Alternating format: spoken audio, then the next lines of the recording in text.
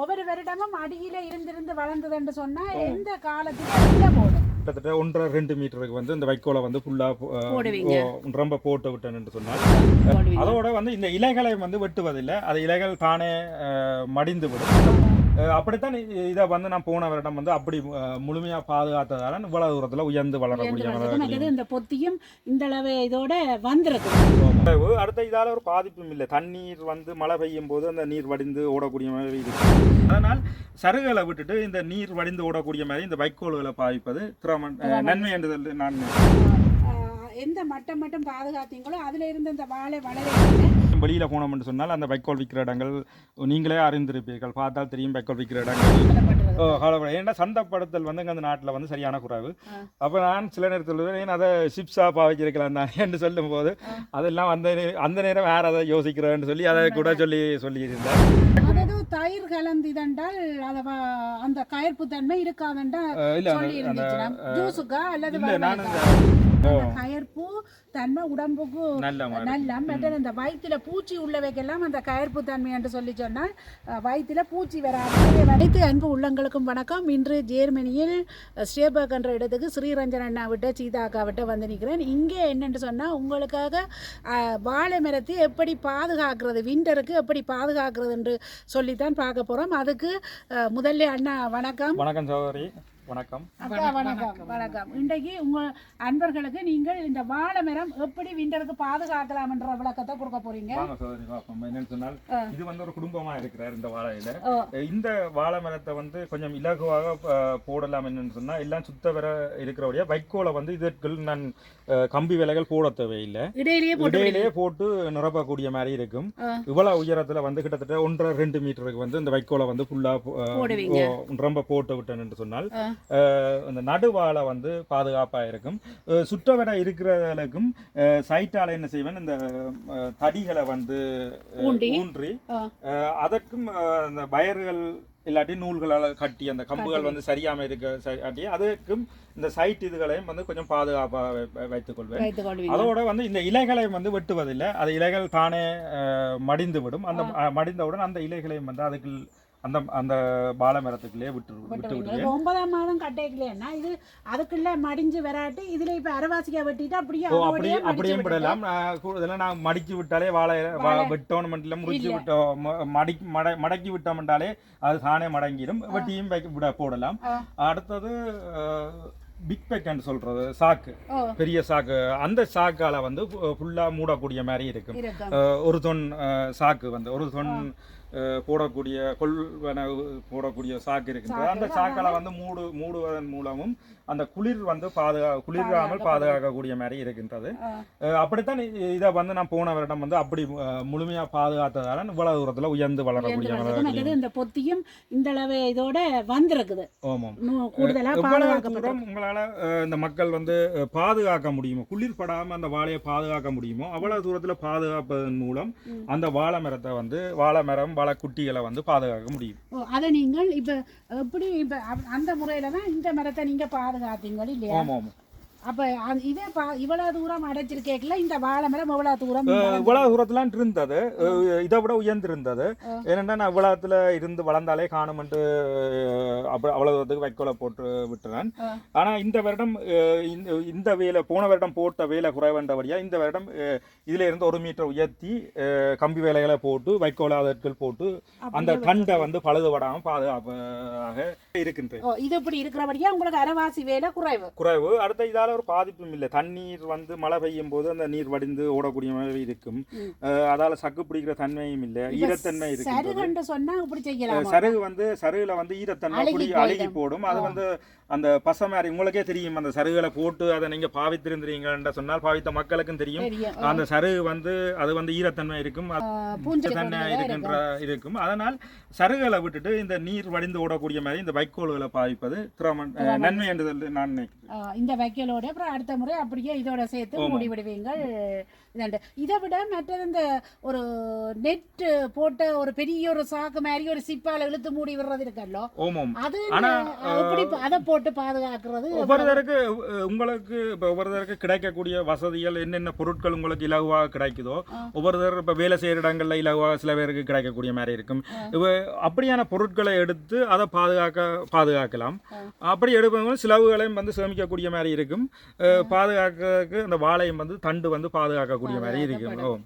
Okay, மிக்க நன்றி அண்ணா. உண்மையிலே இந்த நீங்க சொன்ன விஷயம் மக்களுக்கு தேவை. ஏன்னு சொன்னா விண்டருக்கு அப்படியே விட்டால் ஒவ்வொரு வருடமும் அடியில இருந்திருந்து வளர்ந்ததுன்னு சொன்னா எந்த காலத்திலயும் அது குலை போடும், கூடாது. அடுத்தது நாங்க அந்த வாழை வந்து குட்டிகளையும் வந்து கணக்க வராம ஒரு 4-5 வாழை குட்டிகளோட வந்து அந்த குடும்பத்தை வந்து விட்டுருவோம், குறைக்கக்கூடாது. ஏன்னா அதுல இருந்து குறைத்தோம்னு சொன்னா அந்த வாழைக்கு வந்து அந்த குட்டி போடுற தன்மை வந்து இல்லை. மிக்க நன்றி அண்ணா. இவ்வளவு தகவலும் தந்ததுக்கு. இந்த தகவல் அன்பு மக்களுக்கு கிடைத்திருக்கும். கட்டாயமாக அன்பர்களே, இந்த விண்டருக்கு நீங்கள் வாழையை சரியான முறையில் பாதுகாருங்கள். பாதுகாத்தால் அது பூரணமாக பாதுகாக்கும் போது அடுத்த முறை அந்த எந்த மட்டம் மட்டும் பாதுகாத்தீங்களோ அதில் இருந்து அந்த வாழை வளரேக்கில்லை. அந்த காலம் காணும் உங்களுக்கு வாழை குலை போட்டு பொத்தி வர்றதுக்கு. அதாவது ஒரு மரம் நாங்கள் நட்டதில் இருந்து அண்ணா சொல்லியிருந்தார் இந்த மாதம் நடணுமென்று சரியாக 2 வருஷம் கடந்தும் ஒரு சிலருக்கு குலை போட்டிருக்குது. கூடுதலான மக்களுக்கு 3 வருஷத்தில் கடைசி 3 வருஷத்துலையாவது போட வேணும். அப்படி போட இல்லை பிந்துதன்று சொன்னால் நீங்கள் சரியான முறையில் பாதுகாக்கவில்லை என்று தான் அதுக்கு அர்த்தம். அதனால் நீங்கள் இந்த இலையிலையோ வெட்டி வீணாக்காமல் சரியான முறையிலே அண்ணா சொன்ன மாதிரி மடித்து விட்டு வைக்கோல் போட்டு பாதுகாருங்கள். அடுத்த கேள்வி கேட்பீங்க, வைக்கோல் எங்கே வாங்குறதுண்டு அண்ணா?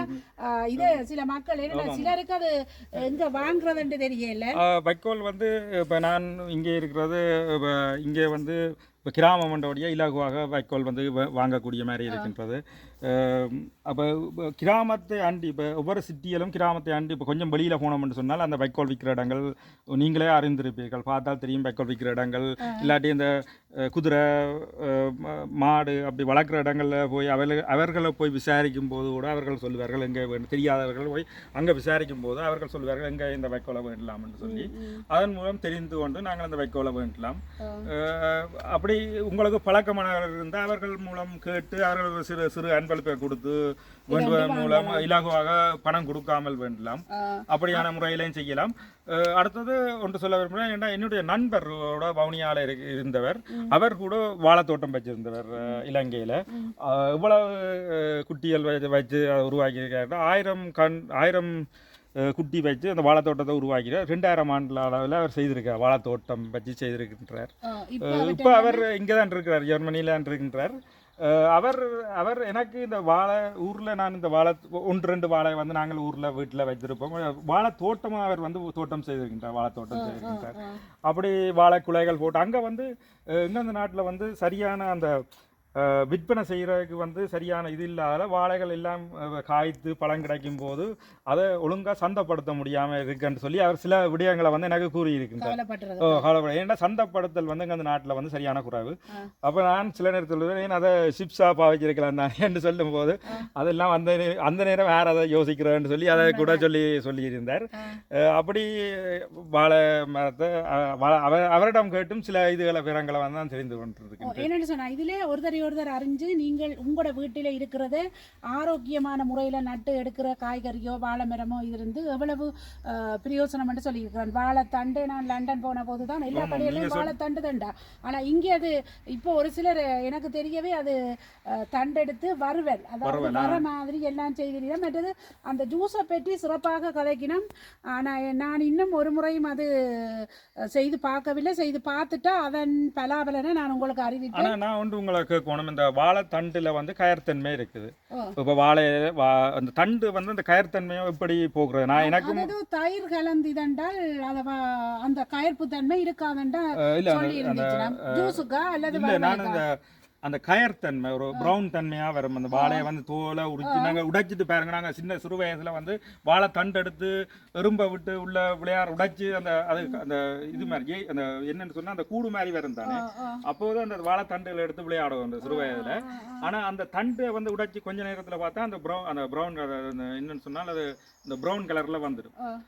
அந்த அதை வந்து எப்படியான முறையில் அதை செய்து கொள்ளலாம்? அது எனக்கு உண்மையில சரியான விளக்கம் சொல்ல தெரியல. ஆனால் அந்த ஜூஸ் செய்கிற முறை வறுவல் செய்கிற முறை சொல்லி இப்போ உதாரணத்துக்கு இப்போ அப்பில் பாருங்க, கொஞ்ச நேரம் உரிச்சிட்டு வச்சோம்னு சொன்னால் அதில் கயர் ஊறிது.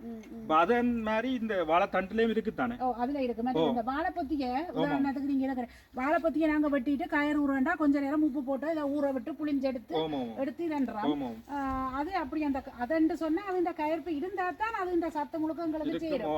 முழுக்க கயர்ப்பை நீக்க கூடாது.